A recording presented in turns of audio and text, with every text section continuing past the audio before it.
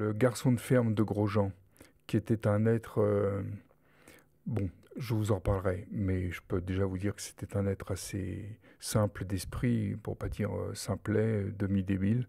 Euh, il affirmera malgré tout le 30 décembre, le 1er il maintient ça, le 31, le 1er janvier il maintient sa version des faits, comme quoi il n'a jamais rencontré le garde Boitard et il raconte sa partie de chasse normalement. Monsieur Nisseron Albert, 21 ans, cultivateur à la Blinerie, commune de Saint-Michel-en-Brenne. Il est bien exact qu'hier je me suis rendu avec mon patron à la chasse dans le bois à Jacques-des-Bœufs, avec plusieurs chasseurs qui étaient venus chez Monsieur Miss. Je ne connais pas ces chasseurs, à part le jeune Thiénot, Gabriel, de Mézières-en-Brenne.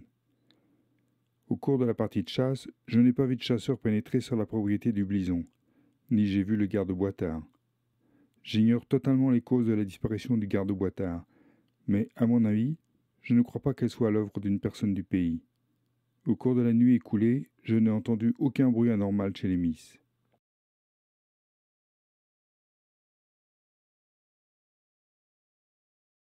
Nous, Georges Darrot, commissaire de police à la 20e brigade, etc., etc., avons fait comparaître devant nous Albert Disseron, 21 ans, domestique agricole chez M. Grosjean, au lieu dit la Blinerie, commune de Saint-Michel-en-Brenne.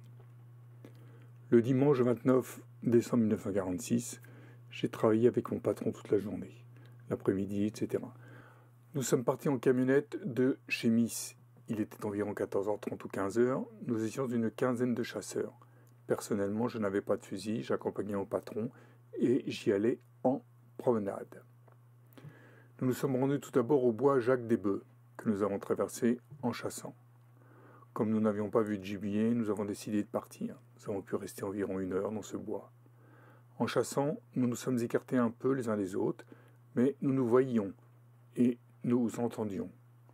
À aucun moment, je n'ai entendu une discussion, pas plus avec une personne étrangère à notre bande qu'entre nous. Je n'ai vu personne, ni garde-chasse, ni d'autres chasseurs. Nous avons regagné la camionnette et nous sommes revenus à la ferme des Miss.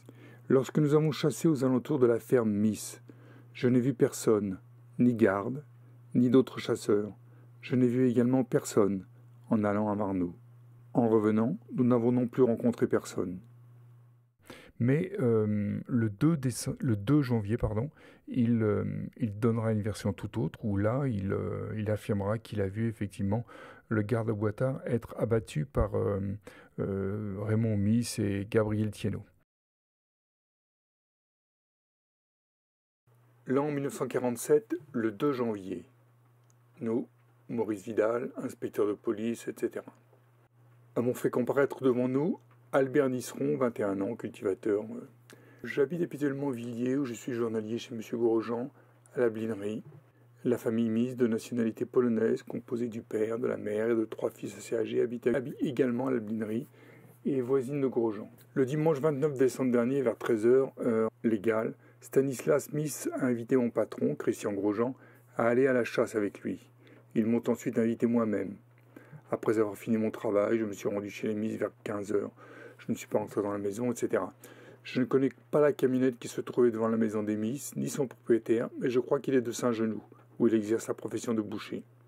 Nous sommes donc tous montés en camionnette. Il y avait là le conducteur, qui est boucher, son frère, les frères de Miss et Stanislas, Raymond, etc. Nous sommes allés chasser au bois de mon patron, qui se nomme Jacques-des-Bœufs, et qui est situé à l'angle des routes de Migné et de René. Nous sommes partis à la Blinerie aux environs de 15 heures. À notre arrivée au bois Jacques-des-Bœufs, nous avons garé la camionnette dans l'allée de ce bois, à l'endroit où je vous ai montré, et nous nous sommes dispersés. Je suis resté constamment avec Grosjean. Une demi-heure après notre arrivée dans ce bois, environ, alors que Grosjean et moi avions traversé complètement ce dernier, et nous trouvions en bordure des terres labourées de M. Morève, j'ai entendu, venant de la chaussée de l'étang de Nuret, appartenant à M. Le Baudy, une discussion. Je n'ai cependant pas compris ce qu'il se disait. Dans le coin où se passait cette discussion, se trouvaient Stanislas Miss et son père, Thiénot, Gabriel, et les 2 bouchers de Saint-Genoux. Ayant entendu cela, Grosjean est entré dans son bois et a tiré un coup de fusil pour faire venir ceux qui se trouvaient sur l'étang de Nuret. Nous sommes allés ensuite en direction de la route de Ligné, où nous sommes rassemblés à l'endroit que je vous ai désigné, sur le terrain même. Stanislas Miss nous a dit que le garde au boitard de chez M. Le Baudy les avait fait courir. D'un commun accord, nous avons décidé d'aller chasser ailleurs. Il pouvait être 16 heures lorsque nous sommes montés dans la camionnette qui nous a ramenés devant la maison de Miss. Dès notre arrivée à la ferme de Miss, nous sommes repartis immédiatement en chasse en direction de l'étang des Hautes-Rondières qui appartenait à M. Le Baudy. Je vous précise que les Polonais, ainsi que le père Miss, ne nous ont pas suivis dans ces directions. J'ai oublié de vous dire qu'au départ de la maison, Miss Raymond nous a dit « Si on voit le garde, on le descend ». Tout le monde a été d'accord pour l'approuver. Le garde au boitard étant arrivé à leur hauteur, nous avons entendu une dispute entre lui, les frères Miss et Thienot. Aussitôt après, nous avons vu Miss Raymond, qui, contrairement à son frère Stanislas, possédait un fusil, tirer sur le garde-chasse par 2 fois. Thienot, à son tour, s'est précipité sur lui et a également tiré 2 autres coups de fusil à bout portant. Je dois vous préciser que Thienot s'est approché pour faire cela. J'ai oublié de vous dire que le garde, lorsque Raymond Miss a eu tiré ses 2 coups de fusil, est parti en titubant, en levant son bras gauche et penché du côté droit, et en faisant « Ah, ah, ah ». Il se dirigeait toujours sur le groupe de chasseurs. Après la mort du garde, les frères Miss, Raymond et Stanislas, Thienot et le grand de Paléo, que je ne connaissais pas, se sont emparés de son corps et l'ont déposé dans les joncs au bord de l'étang, mais un peu plus loin dans l'endroit où il avait été tué. Je ne pourrais vous dire qu'ils ont fouillé le corps du garde, car je ne l'ai pas vu. Il s'est donc passé quelque chose dans la nuit du 1er au 2 janvier, ce qui s'est passé pour tous les autres chasseurs, c'est-à-dire qu'ils ont été secoués pour le moins. Avec la déclaration de Nisseron, j'ai vu Miss et Thienot abattre M. Boitard dans les conditions que l'on connaît par l'accusation. On a fait dire à son patron, il n'y avait qu'un témoin seulement, il n'y avait que Nisseron. Il en fallait un second. Alors, Grosjean, que vous avez peut-être rencontré, vous l'avez pas vu, qui avait 17 ans à ce moment-là, a subi le même sort que Nisseron. C'est-à-dire qu'il a subi notre sort, on l'a frappé un petit peu, mais il était jeune, il avait 17 ans à ce moment-là. On lui a fait comprendre qu'il avait qu'à dire comme son patron, comme son domestique, il suffisait de dire comme son domestique, et qu'il serait tranquille, lui. Il n'aurait rien à voir. Bon. Enfin, Grosjean a signé la déclaration, il n'en connaissait certainement pas le contenu, mais il a signé la déclaration de Nisseron. Il y avait donc 2 témoins contre Miss et Thienot. Quand les gens ont été, disons, bon, employons le mot, torturés oui. Dans la mairie, vous étiez hors du coup, mais Nisseron... Non, j'étais dans la mairie aussi, ah bon? Mais moi j'ai passé après Nisseron. Oui. Un coup que Nisseron a eu fait ses dépositions, ben moi il a fallu que je passe, puis ben, tout le monde a passé les uns par derrière les autres. Oui. Voilà. Et vous aussi, alors, vous avez subi... Ben moi j'ai subi les assauts d'armes, oui. En personne. Oui. Et c'était sous quelle forme? Ben, c'était des coups de poing sur le coin de la gueule, c'est tout. Ça commençait tout de suite les interrogatoires, d'abord dans le bureau du chef, là, de brigade, et puis après, bon, devant le commissaire Darro qui est arrivé le mardi matin, je pense qu'ils ont dû arriver dès le mardi matin. Le commissaire Darro et tous ses sbires, là, ils étaient 5 ou 6 avec lui. Et l'interrogatoire a commencé là, dans cette mairie. Alors c'était quoi les interrogatoires ben, les interrogatoires, d'abord il y avait 2 pièces, il y en a une en haut, une en bas, qui sont à peu près d'équivalence de grandeur, peut-être 35 ou 40 mètres carrés.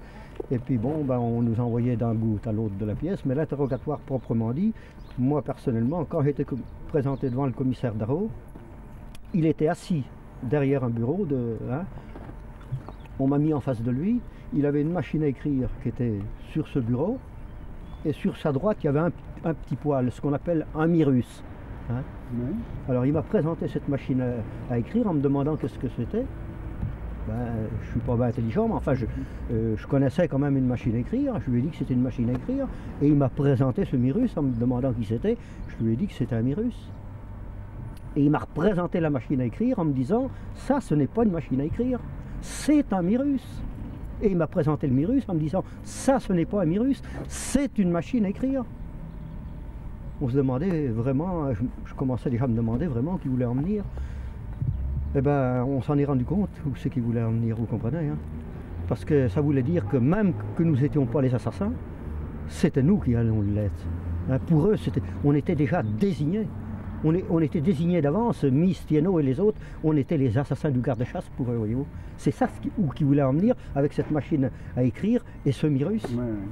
Et alors les interrogatoires se sont passés à peu près correctement après, ou bien qu'est-ce qu'il y a eu pendant correctement, vous appelez ça correctement. Alors c'était dans la salle de la mairie, hein, alors on jouait au ballon avec nous d'un côté à l'autre, hein, et on a passé des nuits entières tout nus, à genoux sur des règles en fer, les bras en croix, et quand on tombait dans les pommes, on nous jetait des seaux d'eau sur nous et tout. Hein. Hein, les oreilles décollaient, j'ai eu les parties écrasées, et puis alors, mais le mieux de tout, c'était le commissaire Darro. Alors lui, c'était lui qui avait comment qu'on dit, le plus des raffinages, hein, c'était le commissaire Darro, c'était la prière des Juifs, vous voyez. C'était les doigts comme ça, avec des petits bois à travers, là, et il nous écrasait les doigts. Ici, c'était pas comme ça, tout était rénové, il y avait des petits cabanons, là, où c'est qu'on couchait et tout, qu'on est resté pendant 8 jours et 8 nuits. Et ma pauvre mère est venue plusieurs fois pour m'apporter à manger, mais on lui arrachait l'assiette des mains, et jusqu'à lui dire que j'étais l'assassin, que c'était pas la peine qu'elle m'amène à manger. Par exemple, le gendarme Moulin, un jour lui a dit: mais Mère Tieno, vous auriez mieux fait de lever une portée de cochon, vous voyez, un petit peu. Alors on était 8 jours là, sans manger, sans boire, et on nous emmenait de la mairie ici, vous voyez, on faisait le trafic, et d'ailleurs on avait des couvertures sur la tête et tout, pour pas que les gens y voient dans l'état qu'on était, vous voyez, un petit peu. Vous savez, c'est pas on a signé, en réalité on n'a jamais rien à voir, mais c'était pour nous faire signer sous des positions qu'on nous a torturés comme ça, vous voyez. Hein. Alors on appelle ça des aveux. Moi j'étais renfermé dans un cabanon là, de janvier, le 3 janvier, le 4 janvier, le 5 janvier, j'étais toujours dans les places, dans un toit à rats, vous comprenez. Et les portes, il y avait des jours, je voyais le bouddhi qui passait, qui allait, qui revenait, qui allait, qui revenait. Tous les jours, il venait. Je ne savais pas que c'était le Je ne savais pas qui c'était, ce grand bonhomme avec le par-dessus, le chapeau, les policiers qui naviguaient sans arrêt, Miss qui était attachée après un poteau. Vous savez, parce qu'il y avait un soubassement, si je peux dire, un soubassement qui servait de réserve pour les gendarmes. Et puis l'appartement était au-dessus. Puis dans le coin à droite, il y avait le bureau de la gendarmerie. Et il y avait des poteaux de soutènement, comme ça. Et Miss était attaché. Vraiment ou son frère? Stanislas. Le frère de... Je me rappelle toujours, il était attaché comme ça, voyez-vous, entre le poteau, debout là. Tout le monde pouvait le voir. Hein. À chaque fois qu'il passait devant, il l'empoignait par les cheveux. Il l'écrasait. Bam! Les coups de genoux dans l'autre. Il hurlait, il tombait, s'écroulait. Il était là, je le voyais. Il était des fois, je sais pas, quelques minutes avant de se relever, il ne pouvait pas se relever, il était attaché, et puis la douleur aussi. Oui. Et c'est ce qu'on a subi tous, les uns après les autres, pour nous faire dire qu'on a vu tuer le garde-chasse Poitard. À partir de quelle date vous avez été, vous aussi, torturé? Le 3 janvier, le lendemain. Le 1er janvier, on n'a rien dit dans la nuit du 1er janvier, mais j'ai entendu mon frère. Ils ont battu mon frère dans la nuit. Du 2. Non, du 2. Dans la nuit du 2 au 3 janvier. Dans la nuit du 2 au 3 janvier. Et moi, à partir le lendemain, à partir du 3 janvier. Mais pas tout le temps. Ils venaient nous chercher par moments, comme ça, vous voyez. 5 minutes, 10 minutes. Et puis tu vas le dire, tu vas encore pas le dire. Alors, tant que vous en voulez, partout. Dans le ventre, dans les cours, dans les... Enfin, tout ça, je peux pas raconter tout ça devant ma famille. À tour de rôle, mais voilà, les autres l'ont dit, oui, ils l'ont dit, la déclaration de Grosjean, voilà la déclaration de Nisseron, ils vous ont vu tuer le Boitard, comme ça et comme ça. Et puis toi, tu lui as dit, je t'emmerde, en parlant de moi. Oui, moi j'ai insulté M. Boitard, que je n'ai jamais vu de ma vie, que j'ai jamais connu. Il est mort avant que je le connaisse. Alors quand même. Bref. Alors, petit à petit, Blanchet a lâché. Il a suivi la déclaration de Nisseron. Chauvet a lâché. Ça a continué. Tous les jours, il y en avait un qui lâchait. Tous les jours. Et tous les jours, on pensait, on préparait le terrain pour diminuer l'individu, nous diminuer les uns les autres, les uns après les autres, physiquement, vous comprenez. Bon, après Miss, ça a été c'était Stanislas Smith. Après, je m'embistrouille un petit peu, mais c'était Stanislas Smith après. Non. Chauvet. Après Chauvet. Vous voyez, la mémoire me fait défaut maintenant. C'est pas bon signe. Parce que avant, j'avais pas des trous comme ça. Moi, ça fait pareil. Oui, ça fait pareil, mais ça n'arrange rien. Bref. Ça a donc été, je répète à nouveau, quoi? Vous rectifierez votre truc là-bas. Hein. Stanislas Smith. Et après Bis, peut-être mon frère, ou Chichery, je ne sais pas lequel des deux. Et puis il ne restait plus que moi, mais on était rendu au 8 janvier. Et pendant les 8 jours, c'était comme ça. Sans boire, sans manger ni dormir, et 8 jours de matin. Et moi, en ce qui me concerne, je ne sais plus quel jour c'était. Si c'est le 6e ou 7e jour, ils sont venus me chercher pour entrer dans la truc là. Et puis ils me mettaient. C'est ce que c'est qu'un prière des Juifs. Hein. Oui. Non, mais expliquez-nous. Ah, c'est un supplice odieux, ils vous écrasent les doigts dans les morceaux. Je vais vous faire voir ça tout à l'heure. On vous a fait voir comment ça marche, non? Oui, mais on n'a pas bien filmé. Ah, mais j'ai le matériel, hein. Ouais. Oui, je vais vous faire voir. Hein. Alors, ils vous écrasent les doigts, puis ça, personne ne peut résister à ça. Alors, il faut d'une façon ou d'autre. Mais à ce moment-là, on s'est rendu compte, moi je me suis rendu compte que vraiment, on avait affaire à des voyous. Ils étaient en train de commettre un deuxième crime, vous comprenez? Parce qu'à Mézières-en-Brenne, il y a eu 2 crimes. Le premier crime, c'est d'avoir tué M. Boitard. Et le deuxième crime, c'est celui qui a confectionné l'accusation contre Miss Etienneau, vous comprenez, pour les accuser d'avoir tué M. Boitard, alors qu'il ne l'avait pas tué. Et il savait très bien que ce n'était pas Miss Etienneau. Avant, ils sont venus me chercher. Je ne sais pas si c'était le 6 ou le 7. Ils m'ont mis en présence de Miss Etienneau, qui était vraiment fou. Je les ai vus fous, complètement fous. C'était plus des hommes. Ils étaient dans un état physique. Il ne restait plus rien. La tête comme ça, les yeux massacrés. Et quand je suis entré dans la... Ils me tenaient, les gendarmes. Hein. 2 gendarmes, 2 policiers, ils me tenaient de chaque côté. Moi, j'étais déjà pas trop beau non plus. Enfin, j'avançais comme je pouvais. Ils m'ont emmené dans le bureau de la gendarmerie. Et puis, arrivé là, qu'est-ce que je vois? Miss Etienneau. Oh, des lambeaux. Alors, tu sais bien que c'est nous, Émile, qui l'avons tué. Tu sais bien que c'est nous. Mais je dis, mais qu'est-ce que... Mais quand? Mais à quel moment? Où? Mais si, tu sais bien. Ils vont te le dire, eux, là, comment que ça s'est passé. En parlant des policiers qui étaient là. Ils étaient fous, perdus. Alors, mais il fallait voir dans quel état ils étaient. Là.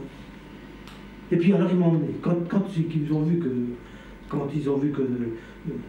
je comprenais pas ce que ça voulait dire, et puis les voir ces 2 pauvres types dans l'état où ils se trouvaient, hein. Les gendarmes, ils m'ont emmené. Ils m'ont ramené dans mon cabanon. Et puis moi, vous savez, je me faisais des cheveux, hein. Je me disais, mais qu'est-ce qui se passe? Puis oui, mon frère, je l'avais pas revu, je l'avais entendu crier dans la première nuit, mais après, ils m'ont isolé de lui, vous comprenez? Ils m'ont isolé de lui parce que quand ils se sont aperçus que j'avais entendu crier mon frère, et que je me suis précipité dans la mairie pour aller à son secours, personne venait à notre secours. Alors là, ils m'ont isolé de lui, j'entendais crier aussi, mais c'était plus mon frère, je l'entendais plus là. Mais et puis c'est peut-être mal ce que je veux dire, mais ça ne me faisait pas pareil d'entendre les autres crier comme mon frère.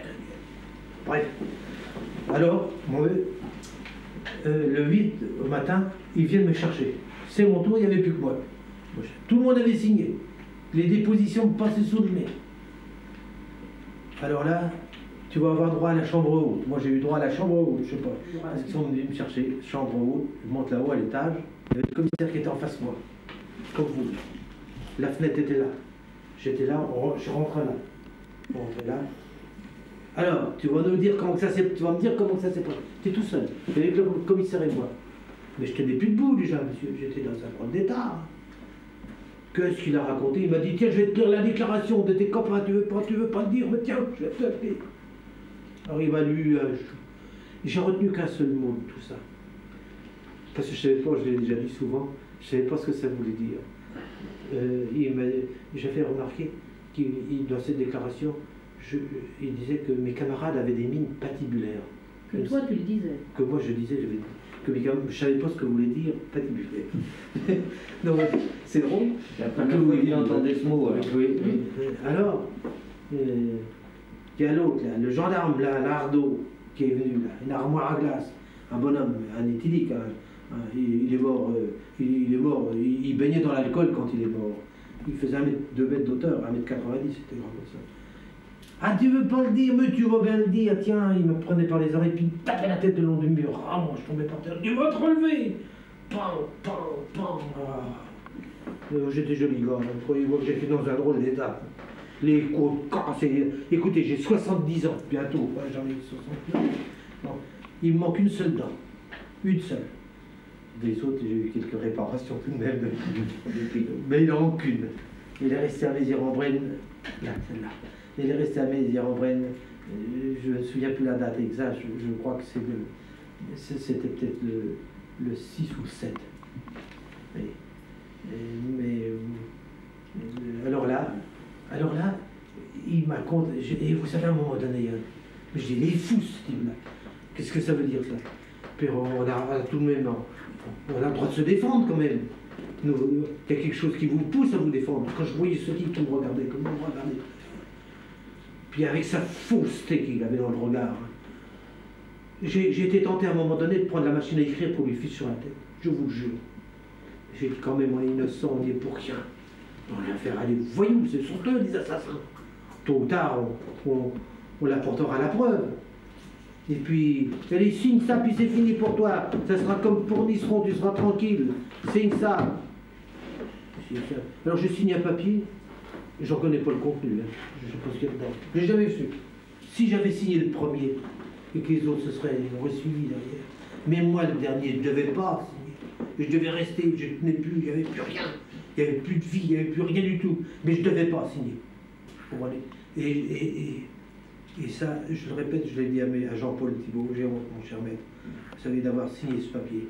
Et vous croyez-moi si vous voulez, j'y pense souvent et ça me poursuit. Ça me poursuit. Parce que fallait pas, fallait pas. Il fallait tenir jusqu'au bout. C'est possible. Ah mais tu sais pas, René, si j'avais pas signé le papier, dans l'état où j'étais, hein, il n'en restait plus qu'un. Comme ce sont des criminels, tous ces policiers en question auxquels on a eu affaire, tu sais ce qui se serait passé? Eh bien, dans le Gravat où j'ai passé 8 jours, ils m'auraient pendu. Puis ils auraient dit le dernier, il s'est suicidé. Vous avez compris, monsieur? Tu dis que tu avais entendu si Thibault... Oui, parce que j'ai entendu dans des... Ils se sont consultés. Et si Thibault nous pète dans les doigts, qu'est-ce qu'on en fait? J'ai entendu ça. Qu'est-ce que ça veut dire, ça? Si Thibault nous pète dans les doigts, monsieur, qu'est-ce qu'on en fait? Attention. Bon, on a été amené à la gendarmerie, on nous a renfermés à Mézières-en-Brenne. Et voilà, puis là, on a passé une nuit. Le lendemain matin, ma mère qui est venue, enfin la pauvre, j'ai même pas la peine de... Ce que vous voulez, elle nous a apporté à manger. Eh bien, il nous a rien donné 8 jours sans manger. Vous êtes resté tout le temps dans la gendarmerie? Toujours, tout le temps entre la gendarmerie et la mairie. Voilà, c'était, puisque la gendarmerie, on était renfermés dans la gendarmerie, et l'interrogatoire, c'était à la mairie de Mézières-en-Brenne, la grande salle, bien sûr, mais c'était que la nuit. Les interrogatoires, c'est... C'était... Moi, j'ai toujours été... Toutes les nuits, tous les soirs. Toutes les nuits.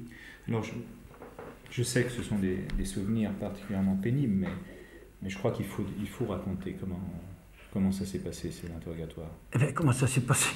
Comment ça s'est passé? Ben voilà, on nous demandait, est-ce que vous avez fait tel là, et si, et ça, et comment? Est-ce que vous avez vu le garde-chasse? Vous avez pas...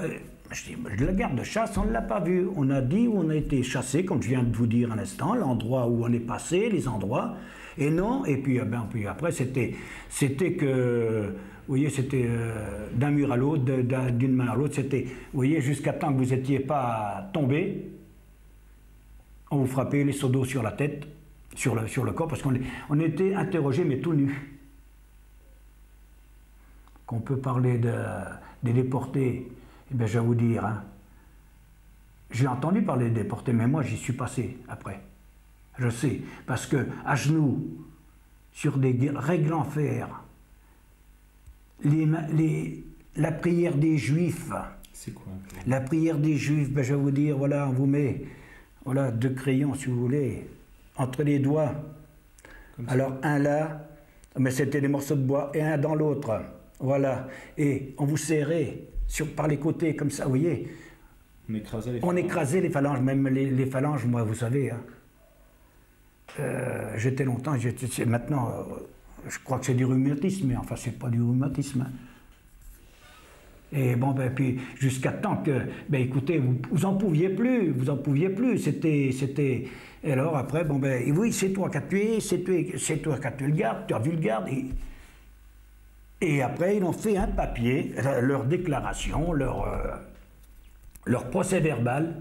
Maintenant, tu signes. Ben, vous savez, quand vous avez été pendant 6 jours, le 7e jour, hein, ben, on n'en pouvait plus. Bon, moi, je vais vous dire franchement, je sais que j'ai signé, mais quoi, j'en sais rien. Voilà.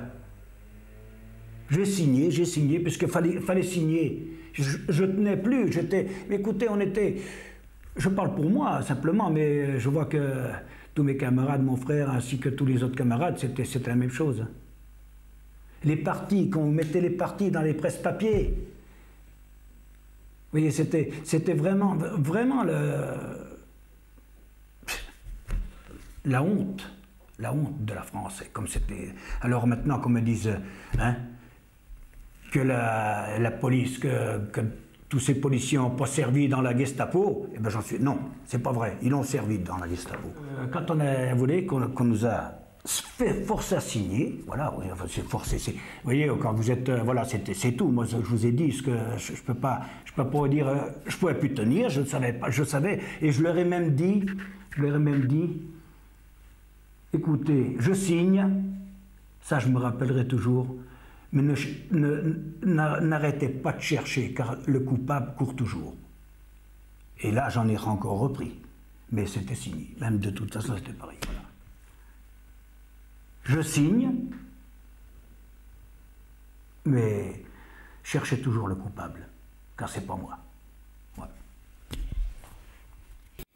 J'ai apporté qu'est-ce que m'a trouvé ces pauvres malheureux, ils mangeaient, qu'est-ce que j'ai donné? Pas donné manger. Non. Vous apportiez à manger et vos enfants n'ont jamais rien eu? Non. Jamais vu. Je ne sais pas qui mangeait. Les cigarettes. Les cigarettes, pas des cigarettes, ça c'est à part, mais enfin, le manger, c'est surtout. Voilà. Ouais. Je souhaite à personne de tomber dans les histoires comme nous tombons. Tu as raison, maman.